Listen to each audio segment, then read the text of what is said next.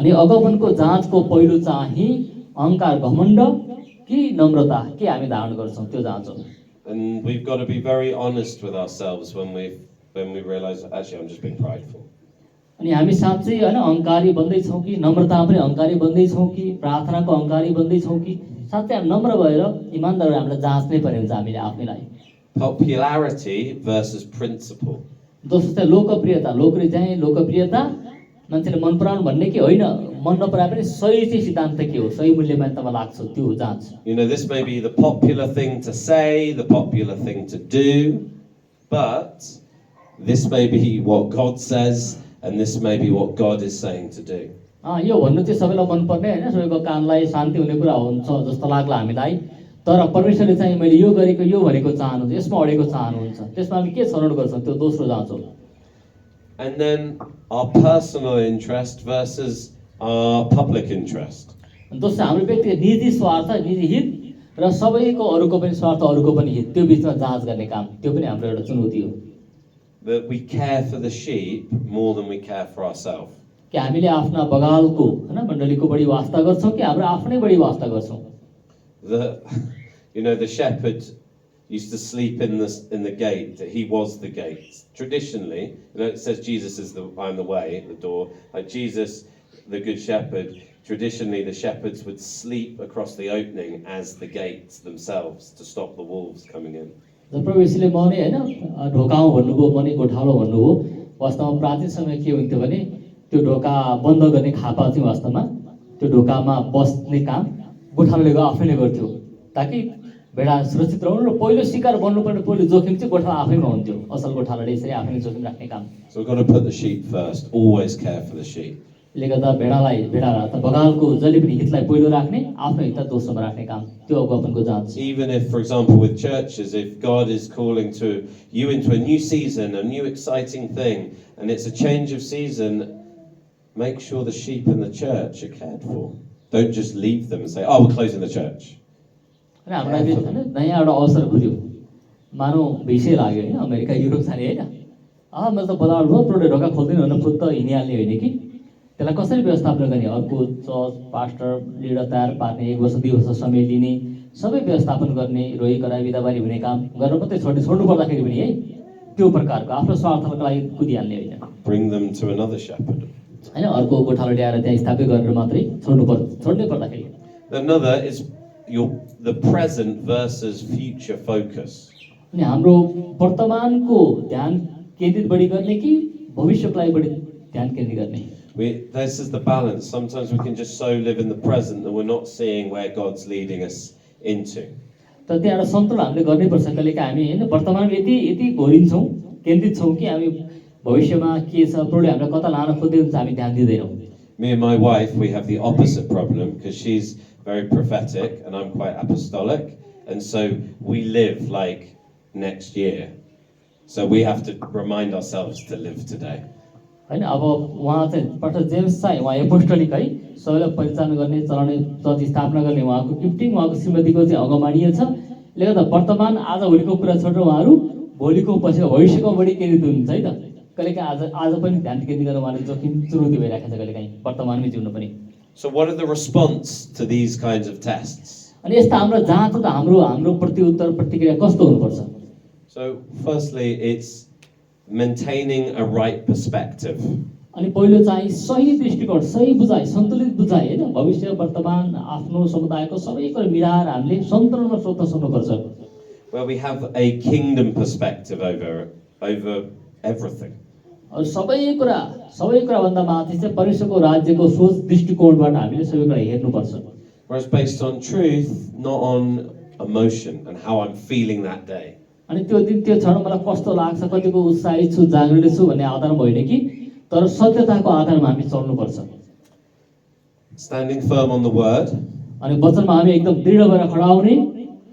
And then learning from trials and also rejoicing in trials, like James says, rejoice.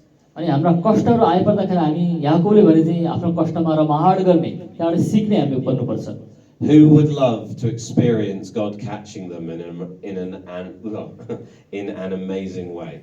परमेश्वर तपाईँलाई बडो अनौठो आश्चर्य एकदम सुखद तरिकाले तपाईँलाई पक्राउनु भएको त्यो जस्तो अनुभव कसले चाहनुहुन्छ?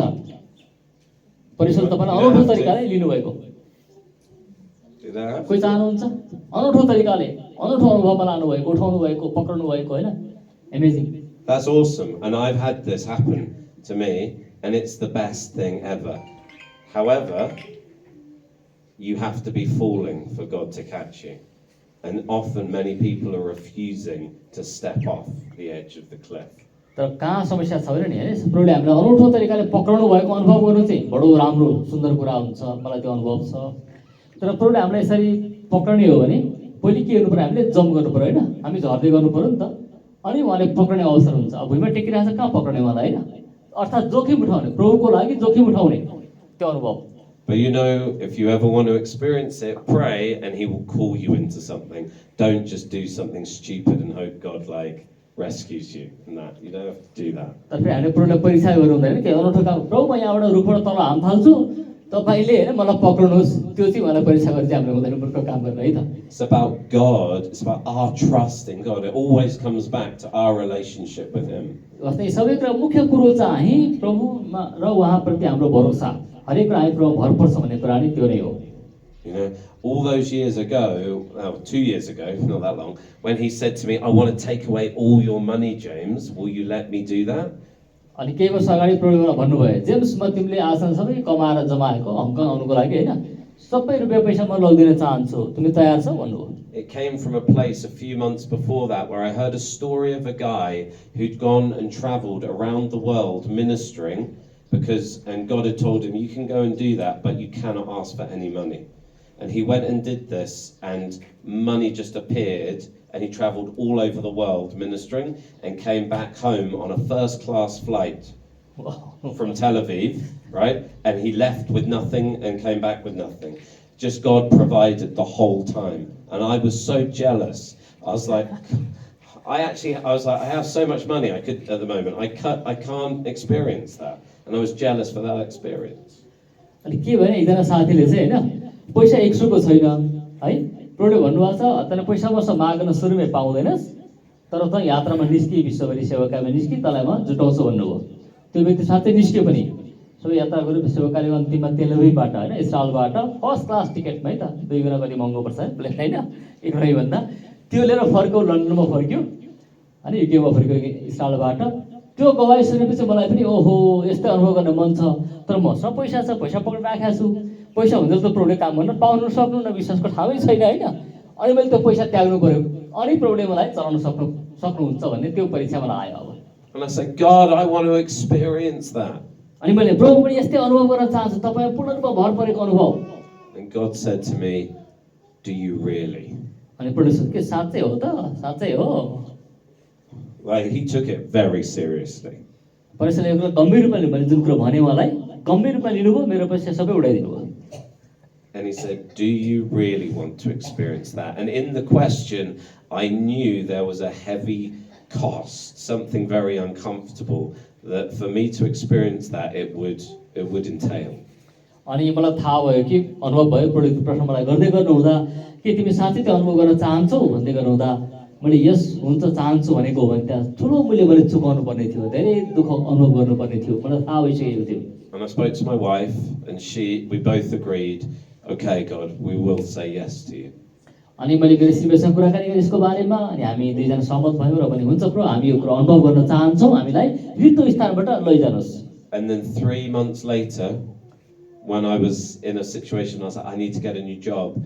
And God said, no, now I want to take all your money away. अनि 3 महिना पछाडि अब होइन मसँग केही रकम थियो, नयाँ काम पनि मैले पाउन लागेको थिएँ, जागिर पनि राम्रो प्रयोग गर्नु भएन, तर त्यो जागिर पनि गर्ने छैनस्, तसँग भएको बचत पनि म सबै लगिदिनेछु। And it's a long story, so I won't tell it. We can do it another time. But all that year, and then all this year, I've just been living, me and my wife have just lived from miracle to miracle to miracle to miracle. अनि त्यो पैसा प्रभुले लगिदिनु भयो, हामी त्योदेखि यता हामी प्रभुमा म र मेरो श्रीमती अनि आशाको भर पर्दै उहाँको होइन स्वर्गीय प्रोभिजनमा प्रबन्धमा भर पर्दै हामी जिरहेका छौँ, कुनै पैसाको ग्यारेन्टी नहुँदा पनि। But the reason we can rejoice in it, because in the trial, we grow in faith. And we grow in perseverance. अनि हामी यस्तो अवस्थामा हामी किन आनन्द बनाउन सक्छौँ भने हाम्रो विश्वास चाहिँ यस्तै बेला जाँच हुन्छ र वृद्धि हुन्छ र प्रभुको प्रेमको प्रोभिजनको अनुभव पनि हामी गर्छौँ। यसले गर्दा हामी रमाड गरिरहेका छौँ। And perseverance literally takes time. That's the point of it. अनि यो धैर्य चाहिँ धैर्य होइन, पर्सिभियर लागिरहने अटुट धैर्य गर्ने काम। यसको लागि त के हुन्छ, समय लाग्छ। धैर्यको अर्थ के हो त, समय लिनु होइन, समय पर्खनु हो। समय त लाग्छ चरित्र उत्पादन गर्न। But see, the point of it isn't to have the cool stories, right? The point of it is that my faith and my trust in God, I counter the cost, but that my faith and trust in God as provider is just exponentially more than it ever was in the past, because I've seen him do it time after time after time after time. तर यसरी हामीले यो कुरा अनुभव गर्नु, गवाही होइन प्राप्त गर्नुको पछाडि चाहिँ यो गवाही बताउन पाऊँ, बताउन सकौँ, एउटा प्रचारको अर्को एउटा बुदा बनोस् भनेर चाहिँ होइन फेरि होइन, बताउनु त राम्रै कुरो छ होइन, प्रभुलाई महिमा होस्, हाम्रो आशिष होस्। तर प्रभु कति भला असल जुटाउने, सबै कुरा प्रबन्ध गर्ने हुनुहुन्छ भन्ने कुरा, त्यो विश्वास हाम्रो जाँचिने, उहाँ भर पर्ने त्यो अनुभव चाहिँ त्यो महत्त्वपूर्ण कुरा छ। बारम्बार बारम्बार बारम्बार। So whatever the vision he's calling you into, whatever the cost he's calling you to, whatever the discomfort is, know that that pearl that you're going to find is going to be so much worth so much more. यता हामीले उहाँको लागि चुकाउनु पर्ने, त्याग गर्नुपर्ने मूल्य जे छ त्यो जसुकै महँगो चर्को भए तापनि यति कुरा हामी थाहा पाइरहेको प्रियजन कि हामीले त्यो मूल्य चुकायौँ भने उहाँले हामीले दिनुहुने बहुमूल्य मोती जुन छ नि गार्धन, उहाँले दिने इनाम, त्यो चाहिँ हामीले चुकाएको मूल्यभन्दा अझै धेरै नै हुनेछ। I think since 5 past now, let's take a pause, can have a break, toilet break, and then we'll come back in and